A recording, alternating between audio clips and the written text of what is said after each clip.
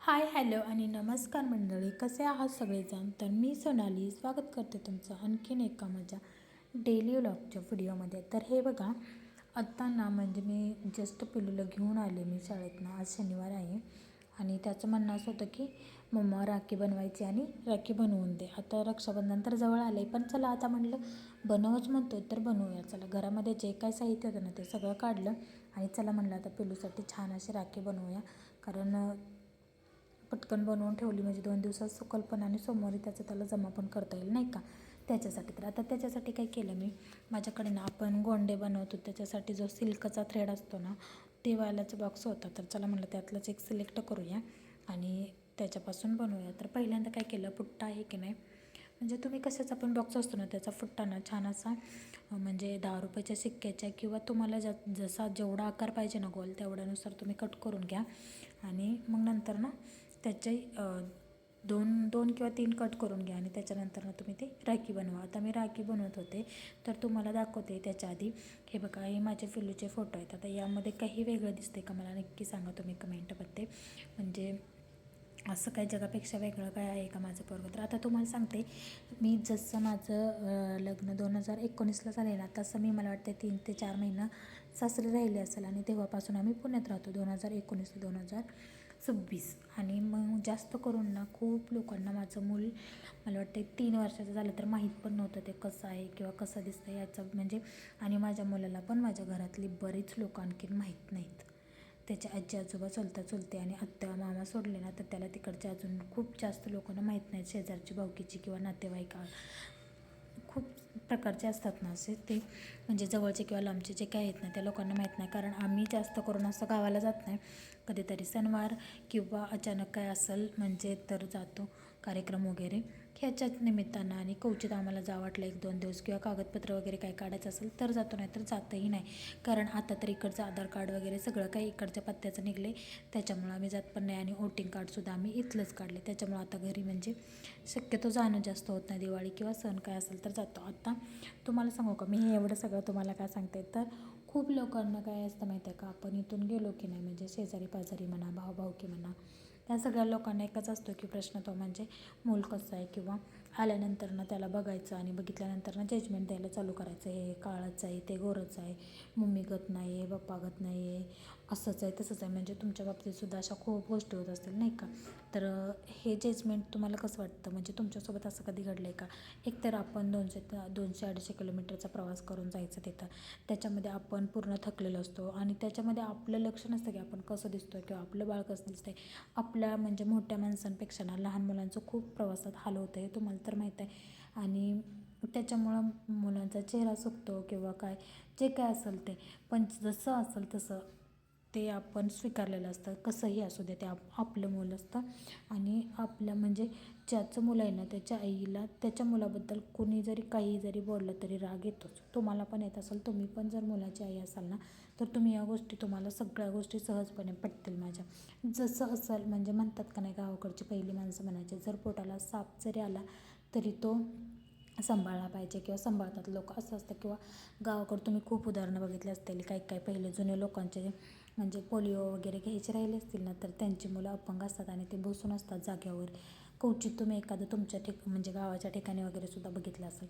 तर ते सांभाळत असतात, ते काय फेकून देत नाही त्यांच्या मुलाला. म्हणजे मला सांगायचं एकच अर्थ आहे की यामधून जसंही असू द्या, काळं गोरं नकटं कसंही असू द्या, ते त्याच्या आईवडिलांना प्रिय असतं आणि त्याचे आईवडील त्याचा सांभाळ करण्यासाठी समर्थ असतात नाही का. म्हणजे तुम्ही कोण जजमेंट देणार. आणि हे सगळे जजमेंट तुम्हीसुद्धा तुमच्या आयुष्यात कधी नाही कधी अनुभवले असतील. मला नक्की सांगा कमेंटमध्ये ताई दीदींनो की तुम्ही हे सगळं अनुभवले का नाही.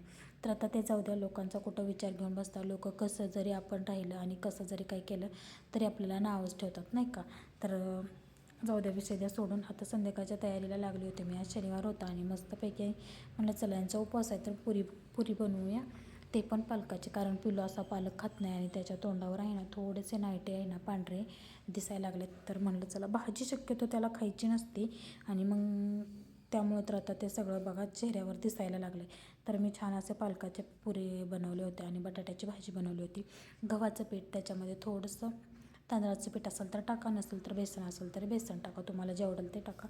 त्याच्यानंतर थोडंसं ओवा, मीठ, थोडासा सोडा आणि थोडे पांढरे तीळ असं सगळं टाकून घ्यायचं आणि मस्त असं पीठ मळून द्यायचं. 5-10 मिनटं रेस्ट करा ठेवायचं. खूप छान फुलतात या पुरी.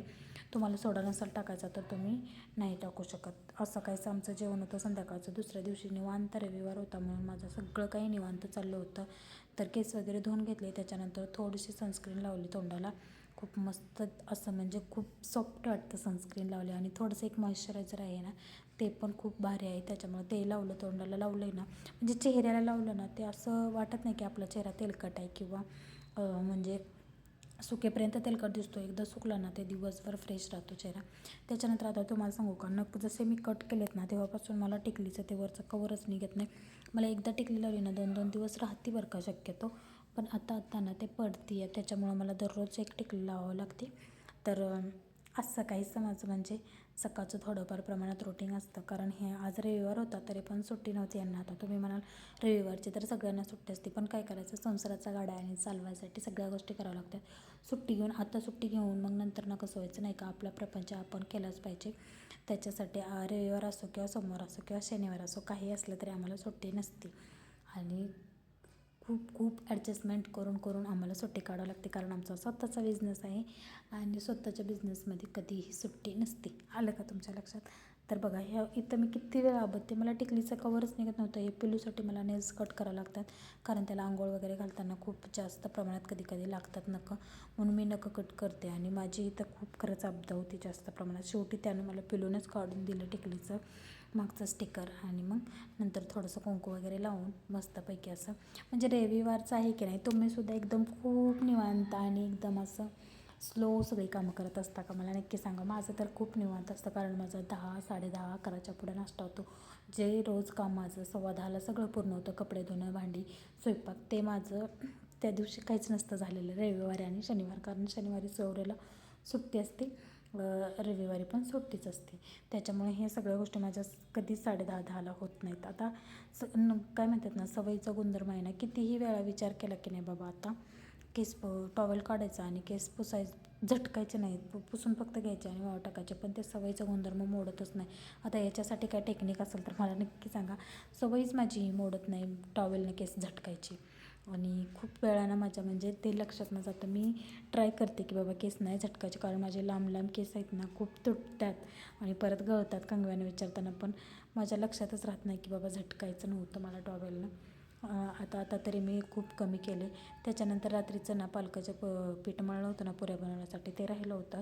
मी आणि पिलूनी मग छान असे बटाट्याची भाजी आणि ते नाश्ता केला. आता म्हणा जेव्हा पिलूचे पप्पा येतील त्याच्या अगोदर 1 तासभर मस्तपैकी छान असे नाचणीची भाकरी भात आणि भाजी छान बनवायची कारण श्रावण आहे. आता संडेचा मेनू शक्यतो वेगळा असतो पण श्रावण चालू असल्यामुळे आता त्याचा चेंज झालेला आहे आणि मग मला नंतर बनवूया. आता बघू अशाच गोष्टी निवांतपणे करत असते मी रविवारी. तुम्ही कशा करता मला नक्की सांगा आणि व्हिडिओ आवडला असेल तर चॅनलला नक्की सबस्क्राईब करा असेच नवनवीन व्हिडिओ पाहण्यासाठी.